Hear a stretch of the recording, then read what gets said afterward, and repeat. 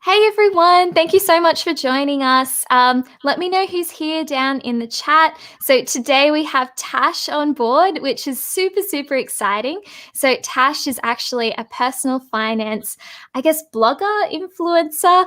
She does a lot of stuff on Instagram and TikTok, and she has a really, really impressive net worth. So, it's actually insane. So, she's only 23, and her net worth is, get this, $141,000. She's also bought her own home, which is really, really impressive.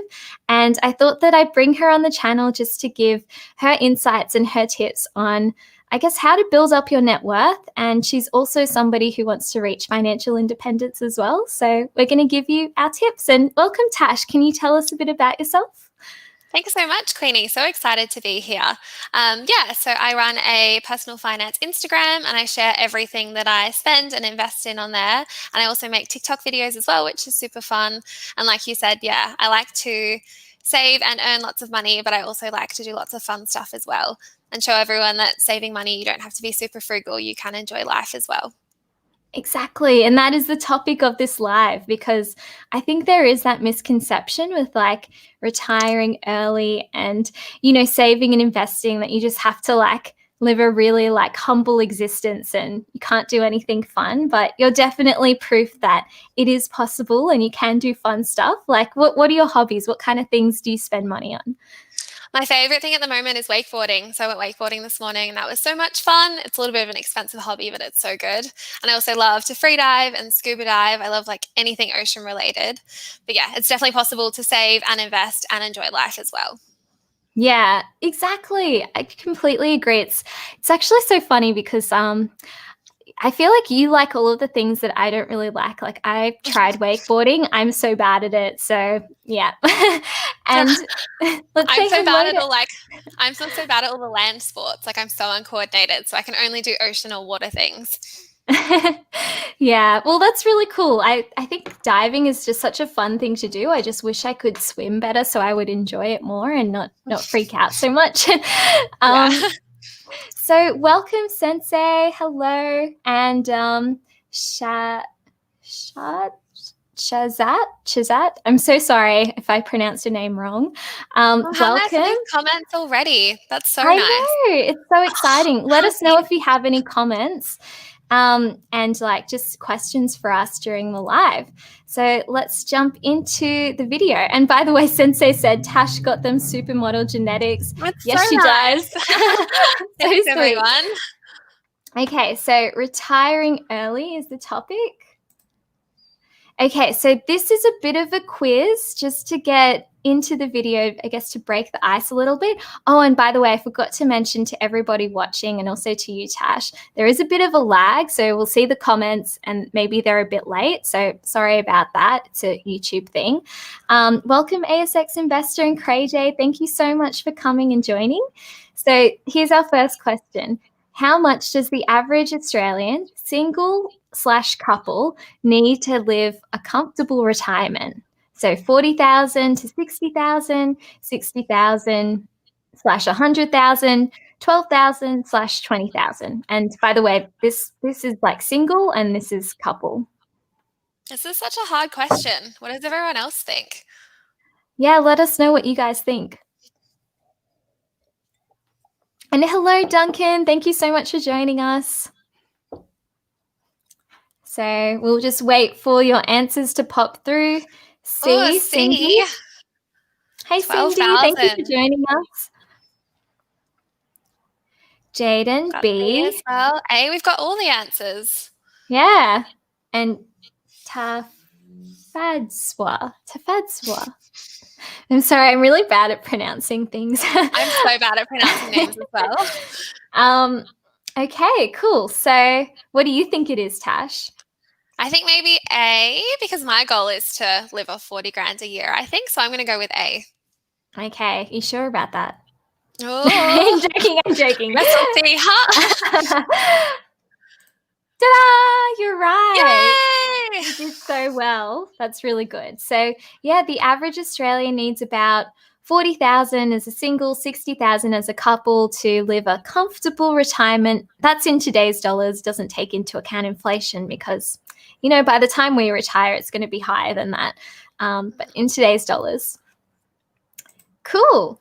So before we get into the live, I just wanted to list down our financial goals because I think it's important to have some sort of financial goals when we are on our journey. So what are your financial goals, Tash? So my main financial goal is I would love to have $1 million share portfolio. That's my main financial independence goal, I guess. But yeah, like your slide says as well, I've already bought my apartment, which is super exciting. So now I'm just working towards financial independence so I can do whatever I want with my time.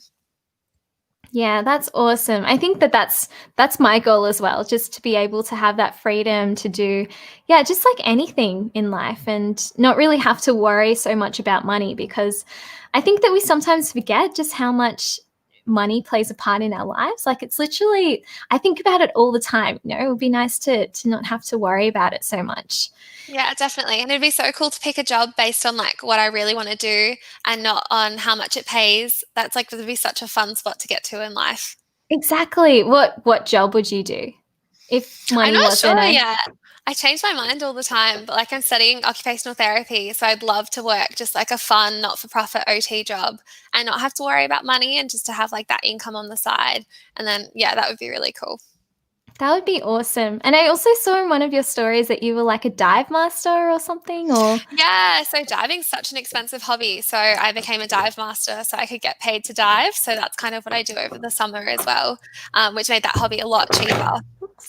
oh wow, that's awesome. Being a dive master, I always admire dive masters so much. Like they're also fit and cool. And I'm just I don't know, whenever I go diving, I'm like, you are goals. But I don't think I could ever be that person. And so a lot of It's so good respect most for of you. the time. Oh. No, it's so nice, and it'd be snorkel guiding tours, and I get to get paid to go swim with sea lions, and it's just such a fun job. Yeah, that is goals one day. Have you guys been diving, by the way? Let us know in the chat. I'm curious. Okay, so let's get into how we will get there. The topic of this live, how are we going to get to financial independence? So I think the first step is to just get on top of our personal finances. So if you're not already tracking your expenses, then you should do that. Do you have anything to add, Tash? Yeah, definitely. Tracking your expenses is such a powerful way to find out exactly where you need to cut down and understand exactly what you're doing with your money. There's nothing like sitting down at the end of the week and writing down exactly how many coffees you've bought to fully be great, is this what I want to do with my money? And I think it's so good. It's such a good thing to do. Yeah, I agree. Actually, one of the things that I want to start is a little money diary. Just of do you have a money diary? Do you write down all of your expenses as you make them? So I don't have a diary anymore. I used to. So I track it on a spreadsheet. So I still kind of type it in because I prefer manually doing it. But I kept losing my diary. I'm really bad at keeping track of things. Oh, you lost your diary? Oh, okay. Well, maybe you can start a new one. I guess there are so many apps, which you can see in this slide. There's a Finder app, Boy Money, Money Brilliant, all free apps that you can use to track your finances as well if, writing down your expenses isn't your thing. I know I sometimes do stuff. Oh, yeah, go on. Yeah, you should write down your expenses for at least a fortnight or a month because you become so much more mindful having to actually write it down or type it in other than just tracking it passively, I guess. So even for the short term, just write everything down so you're fully aware of what you're spending. Yeah, it's such a shock the first time you do it as well. I was like, what? I can't believe I spent so much money. It's crazy. So don't feel too bad if your first time doing it is a bit of a shock to you because it probably will be. Oh, we've got a question about how often do we track our expenses and cash flow? Okay, cool. Let's answer it. So Slam Duncan, I like that name. It's really funny. Slam Duncan. Yeah. So how often do you track your expenses and cash flow, Tash? I like to do it every week, but sometimes I'm a bit lazy. So I at least do it every month so I can create my monthly graphs. But the aim is to kind of sit down at the end of every week and write it down so I don't lose track of it. How often do you track yours? Yeah, I track my monthly as well. Yeah, it's a good process because I do like looking back at the month before. And when I first started doing it, it was such a struggle, but then now it just has gotten so much easier. Now I feel like I don't try so hard to save money. It's just kind of like comes naturally because I track my expenses so much. I I don't agree know so about much the with that same as with you. well. Yeah. Yeah, it's so much easier now. It's not like an active decision. It kind of just happens now, which is a really good space to be in. Yeah, exactly. Cool. So let's move on. So, okay, I wanted to put this one in here, and this is all about lifestyle inflation because I don't know about you, but when I was younger, I just used to think that rich people like had all this fancy stuff. And then after I did some research into it, I realized that actually no, you don't need to have a lot of material things in order to be wealthy, and your money is probably better spent buying assets like real estate, stocks, education, and vending machines, which is like businesses. What are your Yes. thoughts on this, Tash? Yeah, definitely. It's definitely so important to buy the assets first and then have your assets pay for your liabilities. Everything I buy now, I'm like, oh no, that's like money that could have earned me more money in the future. I think it's so cool that you can buy stocks and then have your dividends pay for all of your fun stuff like phones and cars and shoes and stuff. Exactly. Yeah, I agree. Did you also have that realization, or was it just me?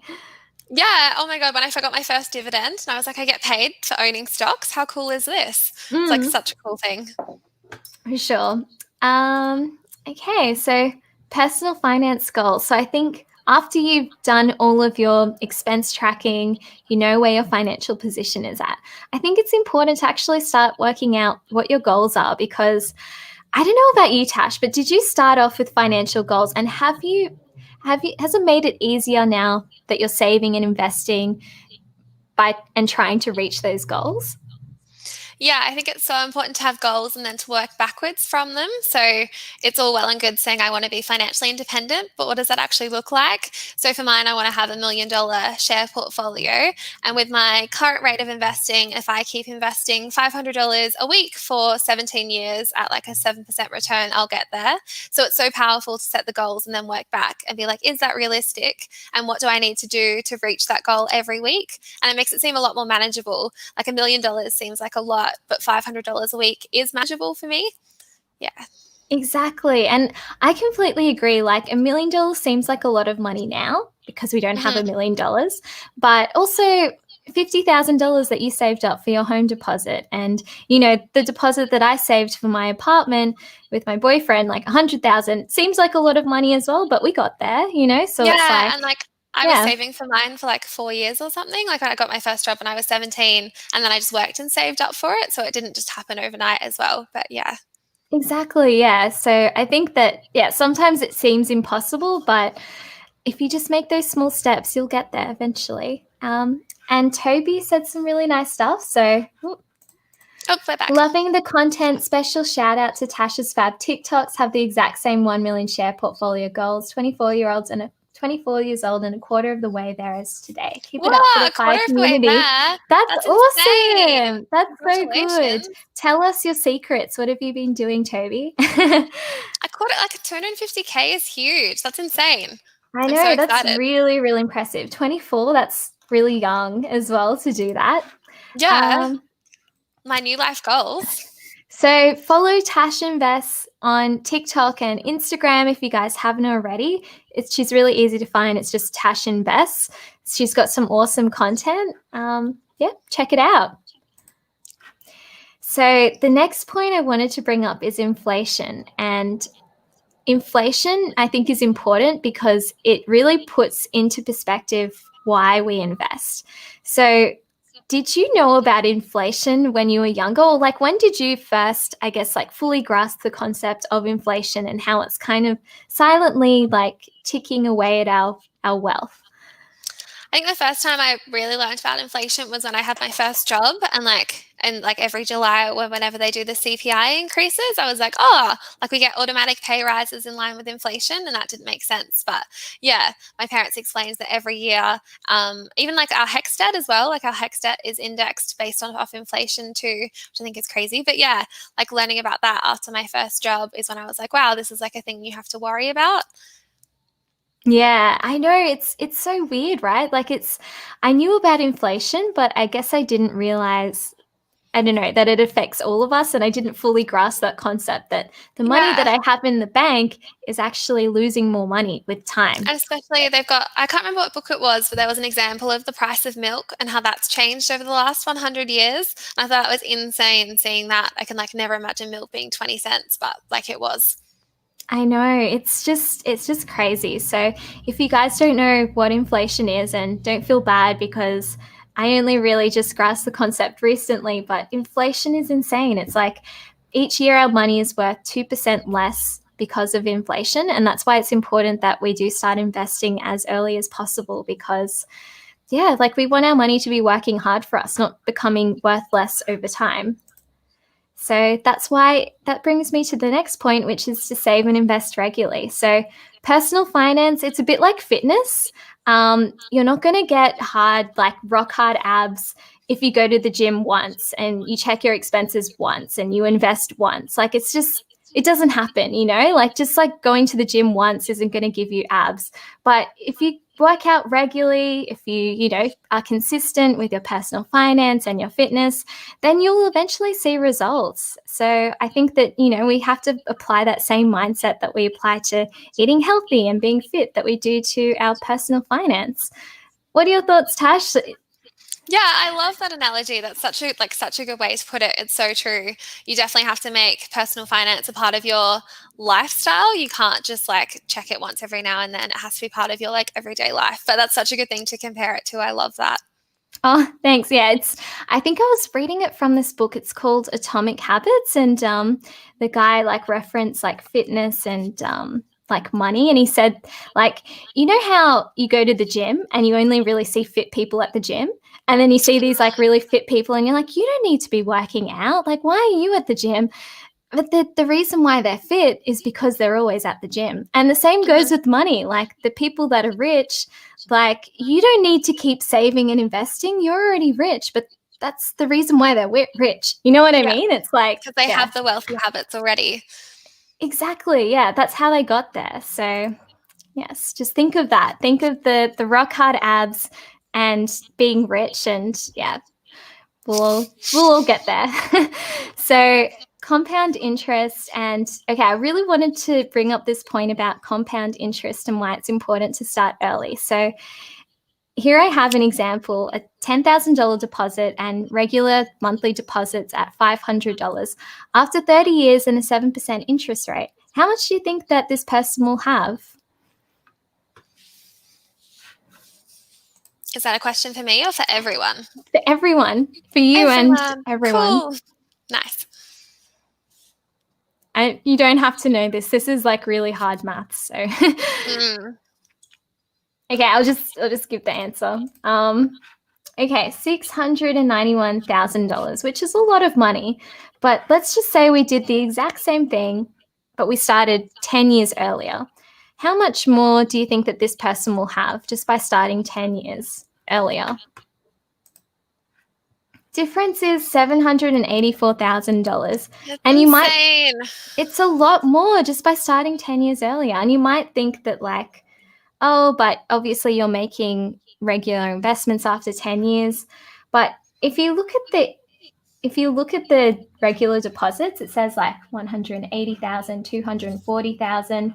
It's actually the total interest that is like making up the bulk of this number, if that makes sense. So that's the real reason why it's so much bigger. It's because you have 10 more years of compounding. So 10 more years of your money making more money.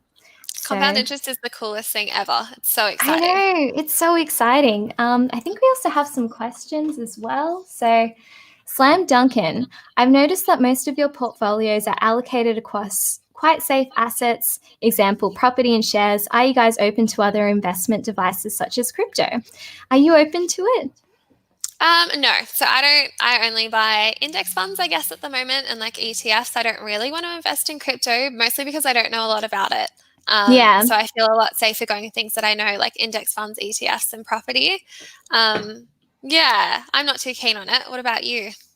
I know I you used actually to buy Bitcoin, didn't you? I did. I had a bad experience, so I kind of am trying to think of it now as like It was my initiation. It was my learning, like losing $4,000 in crypto in 2017.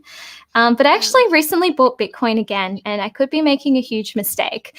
But the way that I see it is I didn't invest that much money. And if it loses money, I'm not going to be that sad, even if I lose the whole thing. But then if it does increase, and there is a possibility that it could increase, at least I've kind of like put my mind at rest knowing that it's okay, I've You've got bought some in. money in it. I have some money in it, so I won't be like kicking myself when I see the price go up to $30,000 or something. Yeah. I saw someone talking about it like gold almost. They were saying they didn't quite believe in it, but they didn't want to miss out on it either. So they were the same, Yeah. having a little bit of their portfolio with it too. Mm. Yeah. It kind of satisfies my like FOMO a little bit, but I'm not 100% in crypto. Like I prefer to have the bulk of my money in ETFs and property. Are you also interested in like property investing or mainly just ETFs? I keep changing my mind. So I find property a bit annoying, like having an actual physical property. Like I don't like the maintenance and I don't like all the stuff that comes along with it. But then I also like keep looking at it anyway, because I think there's always the excitement of like if you buy a house, you can go and see it and it's super exciting. I was looking the other day at properties and I was like, oh wow, I really want to buy one, but I'm not quite sure. I keep weighing up whether I should just stick to index funds or buy another property. But we'll see. I keep changing my mind like every 24 hours. Interesting. Yeah, because I was also a bit on the fence. Like, do I want to invest in just stocks or do I also want to invest in property? But I've done some research into property, and what I found was like, just the leverage that you can get from property means that it can be a really great investment in the same way that compound interest, the more money that you have to compound, the more money that you can make. That's essentially the same thing with property because you're borrowing money to invest. You can make a lot of money if you do it well. And you can borrow like so much more money with property than you can with shares. Like with margin loans and everything, you can't gear it as much as you can with property, which is the same as I was like thinking with you as well. Like if I put in another 30K deposit and buy something with like a really low, like a really high LVR, then like it's insane like how much money you can make compared to index funds. But exactly. the maintenance that goes along with it, I'm not sure if I can be bothered yet. Yeah, exactly. And then also like with margin loans, the interest rates are more expensive. So with my mortgage, it's like 2.52% on a variable rate, but margin loans are like 5 or 6%, which means that you'll have to make at least like a 5 to 6% return on your shares in order to just break even on the loan. Yeah. So. And then as well, like margin calls are super scary. You don't get a margin call with property as well. What's a margin call? So if your LVR gets, I don't want to say too low, but if it gets to whatever the LVR level is, they can like send you a text and you have to pay in money. I think it's within 24 hours or something to bring the LVR back up. So it's really risky if there's another crash like there was with COVID and you don't have spare cash sitting around, you might have to sell at a loss. So that's another risk as well. Oh, that's already making me stressed. I'm like already like, I'm not even doing that. I'm like, yeah. So that's really interesting. I love hearing about your insights. Okay, let me have a look and see if we have any other questions. Jaden, what are your thoughts on the crypto market at the moment, and will you ever get back in? I've already answered this question. I have bought a small position in Bitcoin, but the way that I see it, it's kind of satisfied my FOMO a little bit, but it's not that much. So yeah, if it goes up or if it goes down, it doesn't really affect my portfolio overall, but I'm just happy to at least have something. Maria? Yeah, exactly. Maria, thank you so much for joining. Always on the live streams. Really appreciate it. Cray J, she's back on the Bitcoin train. It's true. Okay, so there was one about rent vesting as well. Did you see that one? Or you can answer that one first. Okay. Maybe, let me see. Let me see if I can click on it. Down. There it is. Cindy, what are your thoughts on rent vesting? It won't let me click it. Oh, okay. Oh, yes. What are your thoughts on rent vesting in other cities? I want to buy a house with land as an investment, but it just seems impossible in Sydney. Interesting question. What are your thoughts? I think Tash? rent investing is a great idea. So my plan with my apartment at the moment, I'm just living in it to get the first home buyers, and then I want to move out and move somewhere else and rent this out. So when I was purchasing my property, I couldn't afford to buy in the suburb that I really wanted to live in. So I was like, this is my plan now. I'll buy it and live in it short term, and then I can live where I want to live in the future and always have this as my investment. So I think it's a great idea if it works for you. Yeah, for sure. I agree. I'm just going to put us side by side so then we can like answer some questions and then go back into the presentation. But yeah, I completely agree with you, Tash. I think that rent vesting is a really great idea. And it's awesome that if you can get a property that the rent pays for the mortgage in full, it's like a no-brainer, you know, like you essentially all you need is like the deposit, obviously, and maybe to do some maintenance of the property and manage it a bit. But essentially you can get somebody paying off your mortgage and paying off your asset in the future and also get to take advantage of all that capital gain. So yeah, So I think that exciting. property is really cool. I really want to get more into property investing. I know it can be a bit of a headache, though. That's the only thing that I'm a bit nervous about myself. But I feel like we kind of need to go through that ourselves and to see how bad it really is for us to make our decisions Yeah, decide when if we it's want worth to do. it. I Yeah, got my apartment, like the rent valuation done today, and they were saying I can probably rent it for 385 a week, which I'm so excited about.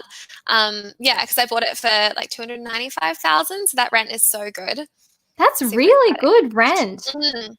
I'm so 300 excited. I was So are stoked. you going Yeah. to rent out your place Yeah, potentially? yeah. Yeah, I'm looking at renting it out in January, I think. I'm going back to uni next year and I want to do some of my pracs like in rural WA. So there's no point me living here and then paying for rent I think I'm going to Broome, which will be super exciting. But yeah, there's no point paying my mortgage and my rent somewhere else. So I'm going to rent this out for I think a year and then see what happens. But yeah, it was so exciting when she came around and said that. And I was like, oh, cool. Day made. That's awesome. Oh, that's amazing. That would be really cool. Let me know how you go with that. I'd love to hear about your experience being a landlord at Yeah, it's 23. That's how amazing. exciting. Yeah. That's really cool. Okay, so let's see if there are any other questions. Oh, Miss That's so Yasha, you nice. girls are so inspiring. Both my age and killing it. Keep it up and keep inspiring. Oh, that is really sweet. It's so I love lovely. these kinds of messages because I guess what we're trying to show you is that, you know, we're just regular people and we've managed to build up, you know, a really decent net worth and achieve financial goals. So I think that, you know, if Tash and I can do it, then anybody can really do it. So yeah, we're all on this journey together. Any other, Chris, Barbara? This Why one. ETFs and not individual stocks? Do you I want don't to own, answer that, yeah, Tash? I don't own any individual stocks because they're just a lot more risky. And also, I don't want to do the research into it either. It's so much easier buying an index and not spending so much time debating and like watching stocks. So, my strategy is to just buy and hold index funds for like years and years. I don't really want to be buying and selling individual stocks. Yeah, just a lot less risky buying ETFs.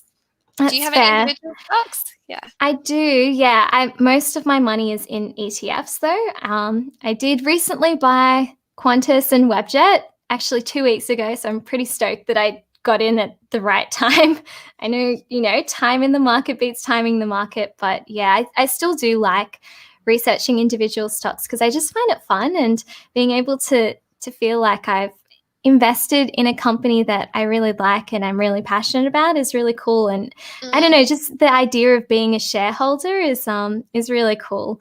So I do like individual stocks, but I don't put all of 100% of my portfolio in individual stocks. It's mostly in ETFs. Like Tash said, it's much safer. I don't have to really worry about my portfolio a lot of the time because whenever I do check my portfolio, it's all pretty consistent and stable because they are mostly in ETFs. But I still do get that rush of excitement of like, ooh, Yeah. picking an individual stock here and there, you know?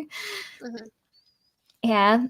Investing with Frank, thank you so much for joining. So, thoughts on the unpredictable maintenance of a property. This adds up. This adds a big downside and risk for property versus shares, plus risk factors of tenants, property managers, and other external influences. What are your thoughts on this, Tash? It's a good Well, question. it's really good. This is why I didn't buy a house, because I didn't want to have to deal with the maintenance of the garden and everything. So with my apartment, when there's an issue, I can just email the strata manager. So that's heaps easier than a house where you have to deal with the problems yourself. The risk of tenants and other things, it's really hard. That's really hard. I'm not sure yet. We'll have to see after I rent out my property what I think about that. But you can get like landlord's insurance, and that seems to cover a lot of things if you have a good policy. But yeah, it is hard. Yeah, it is hard. There are definitely a lot of other costs that you might not think about when it does come to property. But personally, I'm comfortable taking on that risk. I am looking to buy a house, which is really exciting.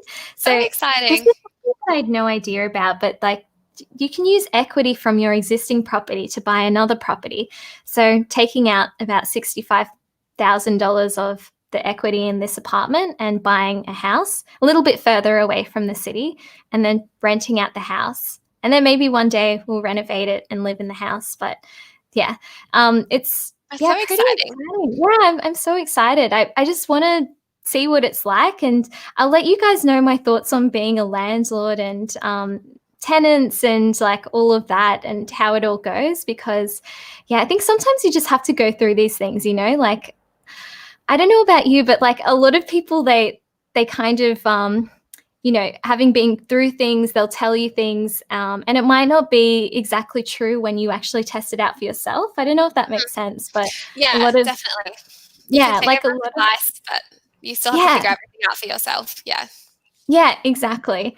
I think I accidentally missed a question from Cindy, but it's a bit too far back up. But do you have any investing book recommendations? Have finished the basic ones: Barefoot Investor, Rich Dad Poor Dad. What should I read next? So, what are your favorite book recommendations, Tash? I kind See of if I prefer can. podcasts more than books. So I really like Oh, listening to like I'm Learning Money and She's on the Money, and Equity Mates is such a good investing podcast as well. I find books are really good for like general principles, but to get actual practical advice relating to Australia, the podcast is so much better. yeah, that's really good. It's good because it's like fresh, it's up to date. Because sometimes with like books, it's like catered to a different audience. So yeah, I know what you mean. I'm not really that into like podcasts. I do listen to them from time to time, but yeah, I do like some books. So there is one that I'm reading at the moment. Oh, what is it again? So I really like Invested, which is an investing book. It's more about individual stock investing. Rule Number One is a really great book as well if you're interested in like individual stock investing, and it kind of follows that Warren Buffett way of like value investing. So it's a really interesting read if you want to learn more about investing. And I really like this book called Atomic Habits. So it's not like a personal finance book. It's more just like a productivity lifestyle book, but that has given me so many great insights and it's really changed my life. I love how you can read things and you're kind of getting like that person's like whole life's lessons, just from like a reading. I don't know. It's cool, hey? So good. Yeah, I'm glad Atomic Habits is good. I've got it, but I haven't read it yet, so it's next on my list. Oh, you have to read it and let me know your thoughts. Do you Yeah. actually read the physical books or do you listen to the audiobooks? No, I will both. So I prefer physical books, but I also have a Kindle because I wanted to save on paper. But it's just not the same holding a Kindle as it is flicking through a book. But when I'm at work, I drive around a lot for work. So I have audiobooks for if I'm driving around a lot. So it depends on the book, but I do have both. Wow, that's interesting. It's like so productive. Like you're listening to audiobooks, you've got your like physical books as well. That's really cool. Let me know what you think of Atomic Habits. Oops, cool. Okay, Slam Duncan. The number of home loan deferrals are now sitting at 2,700 as of October, with the deferrals coming off in March 2021. Do you guys foresee a big shift in the property market? It's a hard question. I think the deferrals have dropped heaps. Like, wasn't the numbers like 900,000 and now they're down to 270? Yeah, so I don't think it's as bad as people were predicting. Yeah, I think so. Like what I've learned through this whole period is that Like we were initially thinking the worst. Like we all thought, oh no, the property market's going to crash. And I was thinking, oh great, well I just bought a property like a year before, like, and now the Yeah. property market wants to crash. But that didn't end up happening. In fact, my place, it actually rose by 20% in a year. Like I recently got That's it huge. revalued. Yeah, That's 20. insane. It's insane. I also renovated the kitchen, so that's part of the reason why as well. But it's like, like I think it really goes to show that time in the market beats timing the market. Like people say it all the time, but like as soon as I don't know, I'm just happy that I wasn't waiting for a crash and I just bought in when I was ready to buy in because, like it could crash. I mean, we don't know. We don't have a crystal ball, but I think over the long term, it's pretty stable and it actually is quite resilient, the Australian property market. Yeah, and I think if you're investing for like the long term like we are, it doesn't matter exactly when you buy it if you're planning on holding it for so long as well. Yeah, exactly. So Miss Yata, so how much does a financial advisor fee usually cost? Tash, you mentioned something on your story. Yeah, so I have a financial advisor, but the fees vary so much depending on what you want, whether you want like a full financial plan or whether you just want an hour of general advice. So my financial plan, I think, started around $2,000 for everything for like investment, cash flow, super. They did my insurances as well, and then there was like a fee if you wanted them to implement it. But it depends so much on exactly what you need. So it's best to go and chat to someone and see what they estimate for you. That's really cool that you do have a financial advisor, like I think I'm actually considering getting one. So do you recommend having a financial advisor? Yeah, definitely. It's so because like there's so many different options of things to choose from. So it's so nice having someone to call and be like, "This is my idea. What do you think?" And like actually talking through it with them. Especially when I first started investing, there's so many things to choose from. I would just spend all day researching and then not buy anything because I was so confused. So it's really nice having someone to bounce your ideas off. And they also have access to things that you can't like access yourself. Like my super is an advisor only product, so having like someone to get you into those things is so good as well.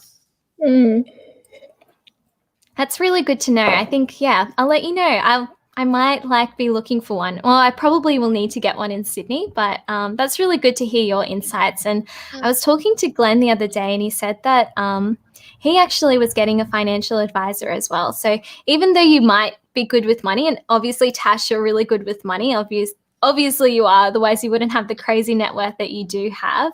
But it's still sometimes helpful to get a financial advisor. And when you think about it, Glenn was saying that Roger Federer, even though he's the best tennis player in the world, he still has a coach. Like imagine being Roger Federer's coach. Like that'd be a hard person to coach. It's like, you're the best tennis player in the world, but like I'm going to coach you. And with money as well, it's so emotional. So it's so nice having that outside opinion, like confirming or denying what you're thinking about your money as well. It's such an emotive topic, and especially during crashes, it's nice to have that person where you can be like, "What am I doing? Is this a good idea or not?" And for them to confirm it. Yeah, exactly. Oh, and by the way, Glenn from the My Millennial podcast, that's who I was referring to when I said the conversation. So let's see some other questions. So Ashley, do either of you have savings accounts or all your money is invested? Losing my money to inflation scares me. Savings accounts. You have to have a savings account. Oh, yeah. So many people ask me this as well. Like, you have to have your emergency fund and like savings that are for the short term in a savings account. There's nothing like, I think this is how people lose money. They invest money that they need in the short term and then they have to sell their shares during a crash. So, yes, always have a savings account. Yes, completely agree, and will echo Tash's words. I also do have a savings account and I have my emergency fund. So if you have a mortgage, good tip. So you can actually get this thing called an offset account, which is like a transaction savings account, which is attached to your mortgage. And it actually offsets the interest that you pay on your mortgage. So I actually save about 2.5% interest on that offset account. So my emergency fund money is there. If I didn't have a mortgage, I would definitely go for like a high interest savings account. Like there are so many on the market. Who do you currently bank with, Tash? My savings are all with Westpac for their 3% because the 3% is such a cool rate at the moment. Yes, Such definitely a go good with rate. Westpac if you fit in with them. Yeah. Yeah, definitely. It's definitely worth checking out. That 3% offer is amazing. Okay, so let's see if there are any other questions. Oh, apologies for the bombardment of questions. No, we love the questions. Thank you so much. Really, really appreciate it. Keep them coming. And young Oh, it's Lisa. Justin. Hi, Oh, Justin's Justin. here. Hello. Thank you for joining at 3:30 a.m. Really appreciate it. Let me know where you're from. I'm curious. 3:30. It's What? crazy. And So cool. hello, Justin. Thank you so much for joining. So exciting. So Jaden, what are your thoughts on the electric vehicle market? Tesla, Neo, Xpeng. I'm really bad with pronouncing things. So Tash, what are your thoughts? I know you're not into individual stocks, but what do you think of the businesses? Have you been in a Tesla before? No, but they look so cool. I've watched so many YouTube videos and TikTok videos of people in Teslas. They're so cool. Like, I think it's like such a cool industry. And they're going to do like amazing things for the world, especially like electric cars. It's so cool. But I'm not going to invest in it individually. But how exciting that was it Tesla who just became part of like the S&P 500? Like, that's cool. So now I technically own Tesla. That's cool.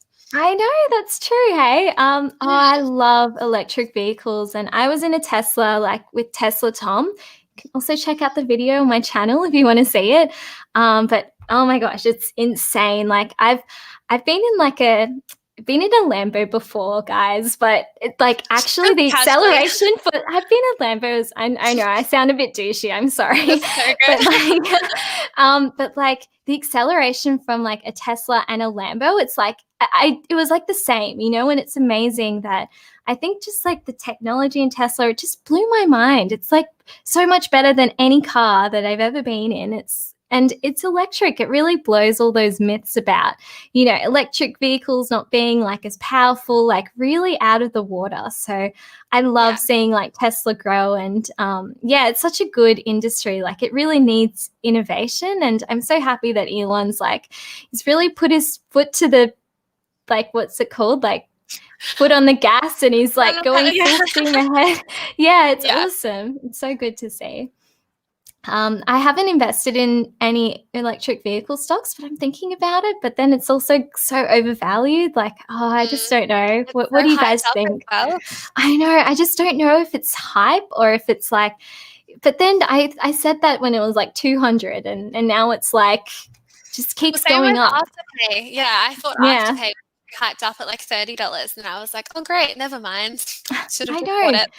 Just never know. I don't know if I should do another Bitcoin, like just a small, tiny, tiny position. So at least I'm like, okay, it's fine. I've invested in it. I'm Mhm. not going to like keep looking at the price and like hating myself. So maybe I'll do like a tiny, tiny position. Don't know. Yeah, maybe I can buy a little bit of Tesla. Maybe we'll see. Yeah. So Jaden got in at Neo. So that's awesome. Everybody's investing in Tesla and electric vehicle stock. I think it's just such cool businesses. It's really awesome.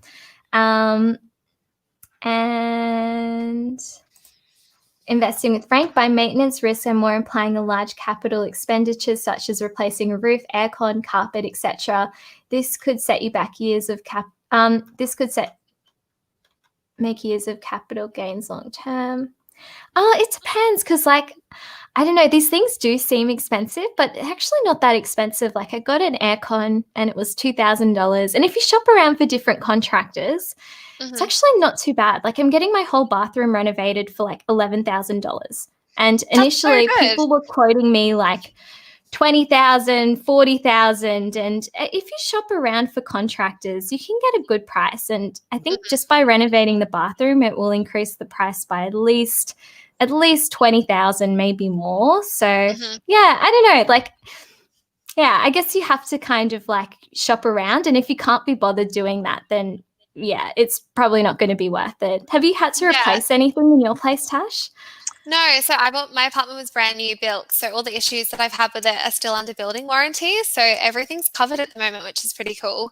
But yeah, I think buying new as well, after you get past those initial issues, it's all new, so you won't need to replace anything for a little while. Like I have a new aircon. I don't have carpet. Oh, I do have carpet in my bedrooms, but that's all new as well. And like the roof is more of the strata problem as well, and they're going to have quite a big sinking fund. So if that does happen, at least strata will cover that. Yeah, that's true. That's true. I'm in an apartment as well. So, yeah, it's good that there is a sinking fund. And this is all stuff that you do when you do your research into the property. Like, you want to make sure that they have a sinking fund that can handle, like, if the building needs to get repainted, etc. So, yeah, interesting.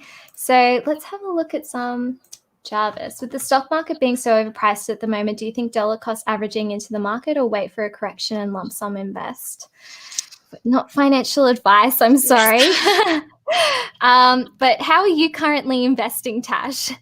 I tried to time the market during COVID. I bought like an inverse ETF because I thought we were going to have a bigger crash than we did. But all I did was like lose like all my money pretty much. Like I bought $8,000 of like, this inverse ETF. And I was like, great, cool. But because it was like a leveraged inverse ETF, every time the market rose, I lost double.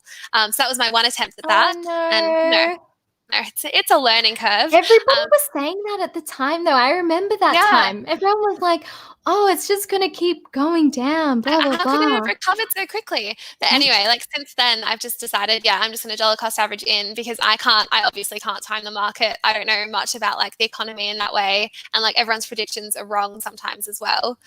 So just average into the market whenever I have money for sure. Yeah, I agree. And thank you for sharing that. It's not easy to share our losses. Like it's much easier to share our wins, but they're just as important because they teach you so much. And even though that was an expensive lesson, I'm sure that you've made your money back tenfold because you've gained so much knowledge and now you're dollar cost averaging. So and at least I'm not making that mistake with bigger amounts of money. Yeah, for sure. Exactly. Yeah, it's good to make these mistakes when you're young. But yeah, similar to Tash, I was thinking of timing the market. I was like, I didn't have a lot of money to invest this year because I just bought my place and I renovated the kitchen. So I had a little bit of money to invest during the crash, but not that much money. And since then, I've kind of built up a bit more of like I guess like money that I'd like to invest. And I was thinking about, do I wait for a crash? Like everybody says there's going to be a crash. Should I just keep waiting, keep all my money in cash and not invest? And then I just waited, and then I just kept on seeing the market go up and up and up, and like me losing all of these capital gains. So I was just like, you know what? I'm just going to dollar cost average into investments because the market could crash and I'm still have a bit of money in cash just in case that does happen. But then also nobody knows, like it could be another 10 years before the market crashes and everything's opening back up. So I'm kind of trying to hedge my bets both ways. I'm dollar cost averaging, but still have some money in cash. Yeah. And also you're missing out on all the dividends as well if you're waiting, leaving your money in cash. I put 10 grand into VDHG in January, like right before COVID as well. And that's now recovered too. So it's nice that like even like not even a whole year later, there's been a crash and my money's completely recovered and it's doing better than it was at the start of the year too. So I think if you're waiting for years, you might as well just invest now, but also not advice. Yeah, exactly. So John, what brokerage are you using to invest in international stocks? Currently using ComSec for domestic shares. What are you using? I'm curious. I use ComSec. I like ComSec. Oh, and then I cool. have stake to buy Berkshire Hathaway shares. Yeah, that's all I really buy. That's international. But yeah, I use ComSec and I've just started using Vanguard Personal Investor to buy Vanguard ETFs. Are you going to buy Berkshire Hathaway shares?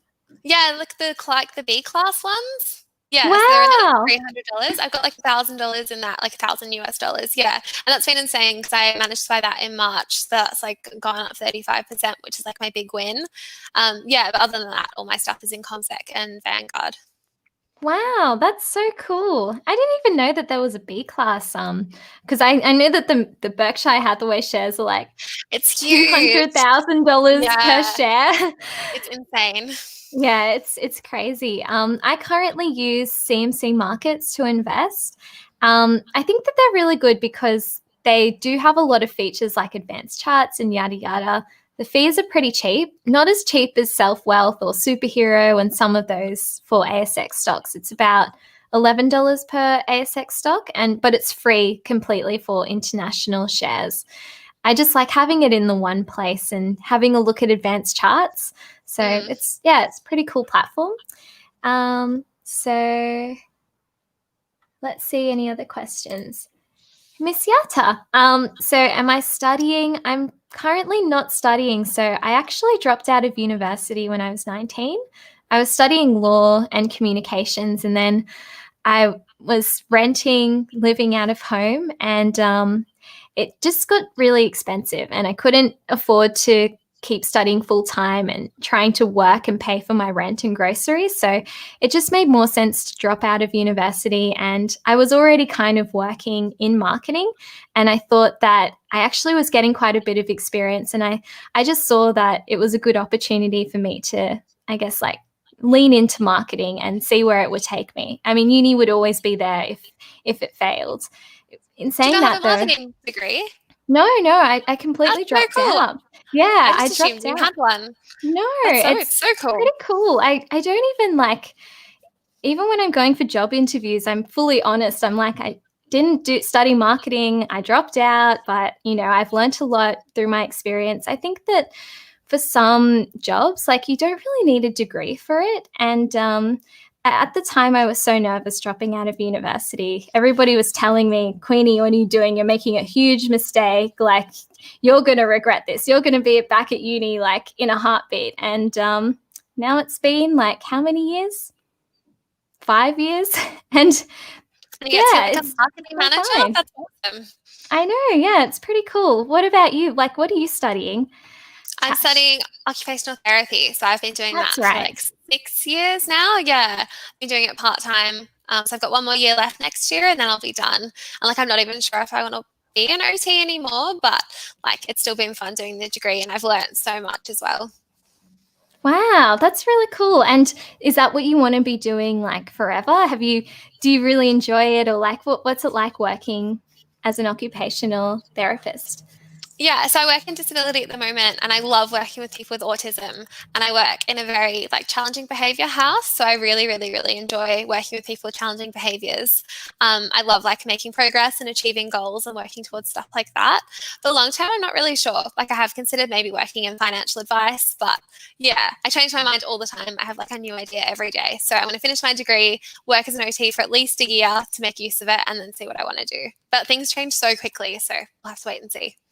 Wow, that's amazing. It must be really rewarding, like working with people with disabilities. And yeah, like how are you finding it? Yeah, it's heaps of fun most of the time. So there's definitely like there's really, really, really good days and there's really, really, really bad days because you are working with people. But like I love it. It's really good. I think that you'd be good at whatever you do, and obviously you have a passion, for finance. So I can see you being a financial advisor as well. Mm. We'll see if I can Okay. be bothered with another 2-year degree. We'll see. Yeah, that's true. Um, okay. Yeah. So Sensei, March 2020, I personally thought the whole market was going to crash and missed out on a heap of buying a heap of bargain stocks. Didn't Oh we no. all, right? Yeah. Like, it's so sad. It's okay. We all make mistakes. So I We've think all that's why learned. dollar cost averaging is amazing. Yeah. Um, and so Sensei, I want Tesla share. Sensei loves Tesla shares. He's just Yeah. like always Biggest in my comments, advocate. like, "Do you have Tesla yet?" And I'm like, "No, I'm sorry, Sensei. Not Maybe one yet. day. I think I'll just like get tiny positions so I can satisfy my FOMO." And yeah, hopefully it's all good. So Ashley, thanks for answering my question. ComSec versus ComSec Pocket. Do you use ComSec Pocketbook? I'm curious. Yeah, I have both. So they're both completely different. ComSec, you can buy like everything that you want to buy, while ComSec Pocket only has 7 ETFs. So ComSec Pocket is a really good entry point and it's a lot simpler to use. Like it walks you through how to invest and it lets you set up automatic investments. And there's even like an FAQ bit where you can like have all your questions answered. So that's like a really easy way to invest, but it is limited because there is only 7 ETFs. So it kind of depends what you're looking for. If you want to buy one of the easy 7 ETFs, then ComSec Pocket. But if you want to buy individual shares or buy things outside of those 7 ETFs, then you need to go with normal ComSec. Yeah, the ComSec Pocket's so cool because it's $2 brokerage. So that's really fun as well. Oh, that's really cool. Yeah, I've heard a lot about Concept Pocket, but I didn't realize it didn't have as many options. So that's really good to know. I personally haven't used either. So yeah, thank you for sharing. Cray ARK Investments is very bullish on Tesla, biggest holding. I was also thinking about ARK, but I just don't know if it's like too overvalued or it's just hard with investing, right? Sometimes. Slam Duncan, thank you so much for joining. You're probably gone now, but thank you. Yeah. So let's see.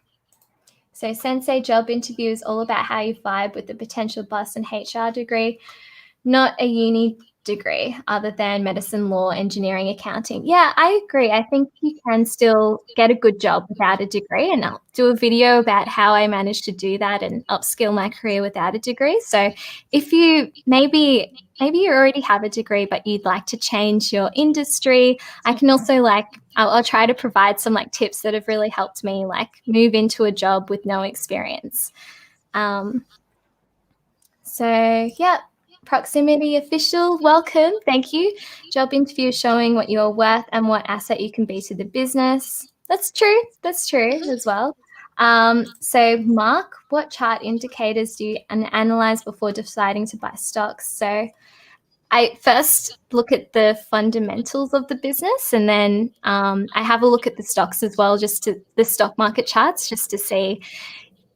Okay, I look at the MACD. It kind of shows when the buying pressure is over and it moves into selling pressure. So once the selling pressure is over and it kind of moves into buying pressure, that's usually when I try to get an entry point.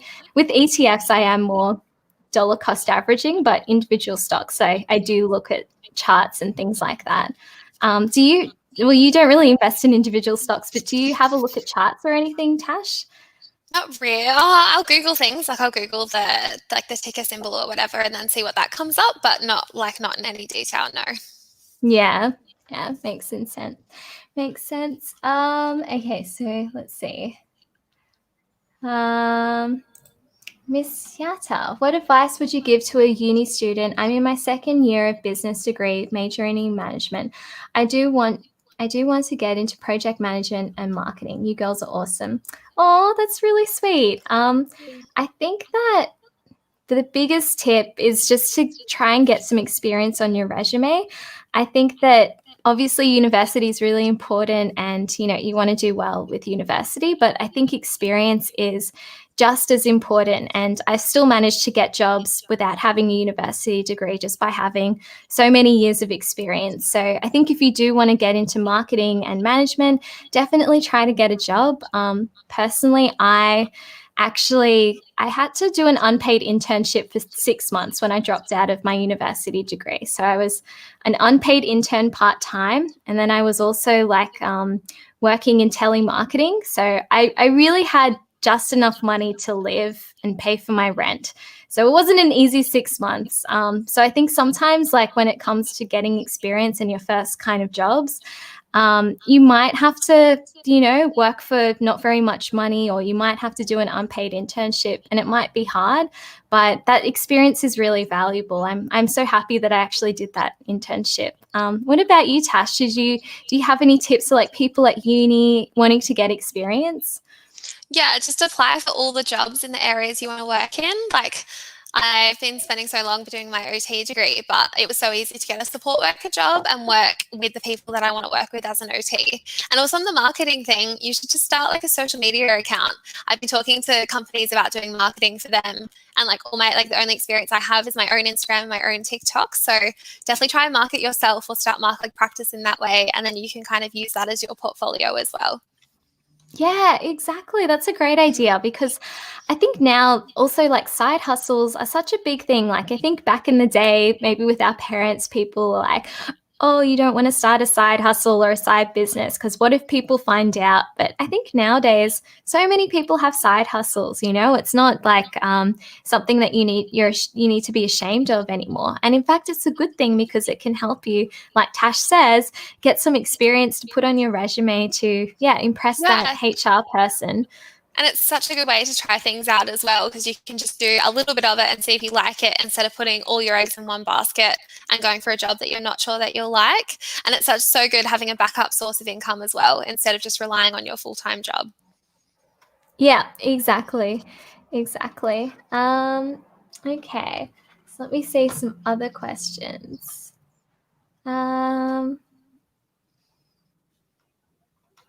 Oh, Madison. Tash, because of you, we invested recently nearly our goal of $4,000 invested since following you. Oh, it's Oh, so that is really exciting. sweet. That is so That's so exciting. And nice. Yeah. congratulations, Madison. That is Yay. really exciting. Um,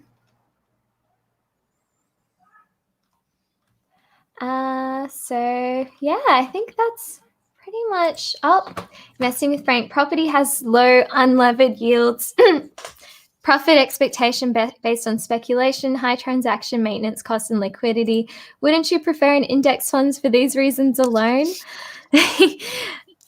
I think Frank really doesn't like property. Yeah. I was like this. I was initially like this. I was like, why would you buy property? It doesn't make sense. But then the property does have so much potential anyway as well. So yeah, I don't know. I like having both. Why not have both? Yeah, I think it's like, at the end of the day, it's all about, what you want to invest in, what you prefer to invest in as well. Like, Mm. it's like a personal thing. Like I don't know, some people, I think somebody's in the chat said that they don't like, proximity official, they hate Tesla. They don't like Tesla, So like, everyone's like, oh, invest in Tesla stock. Like, don't invest in it if you don't like it, I think No, well, don't yeah. invest in things that you don't understand or you don't value as well. Like, if you don't value property, then don't buy property. But, like, I know other people who love renovating and love putting the effort into property as well. So it just depends what your goals are and where your values lie as well, because, like, different things work for different people. Yeah, exactly. I love renovating things. I'm just like, I never thought I would be that person, but it's just so exciting, like pairing That's so good. quotes. Yeah, Yeah. it's cool. Yeah, any other questions before we wrap up? Because we've gone a bit over, but looking to Mm. maybe wrap this up in about 5 minutes. But yeah, Tash, do you have anything else to add? No, I like this comment though about someone taking me for a ride in their Tesla. Do you know who that person is? Ooh, wait, let's see. Rio Saint, the YouTuber. I'm sorry. There's just so many things. I keep on missing stuff. Rio. Oh yeah. That's exciting. Oh, I lost it.